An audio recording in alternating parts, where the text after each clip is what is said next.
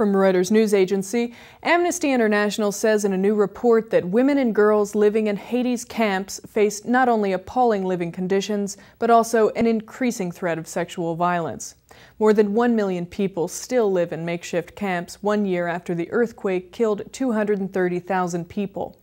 Organized armed gangs of men or boys carrying weapons roam the camps targeting women and girls. And Amnesty says more than 250 cases of rape in several camps were reported in the first 150 days after the January 14, 2010 quake. The situation in the camps for women and girls is particularly of great concern for Amnesty International because, as the report shows, the incidence of sexual violence is widespread, and there are not effective measures to protect women and girls from being assaulted. The organization interviewed more than 50 women who agreed to share their experiences with researchers. Jean-Louis told Reuters her 10-year-old daughter was raped. I was entering my tent and my neighbor saw me and said, "I just saw some men raping your daughter and my daughter." When I got to the scene and talked to the bandit, he told me that if I kept talking, he would do it to me as well and beat me up.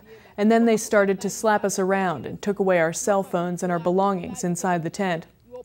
Amnesty says there are some simple measures that could be taken to improve security for women, such as lighting at night and patrolling police and guards around the toilet area. But there are no police available, and training new recruits takes many months. The report says the response by police when rape is reported is inadequate, and that survivors are told police can do nothing when they report the attack.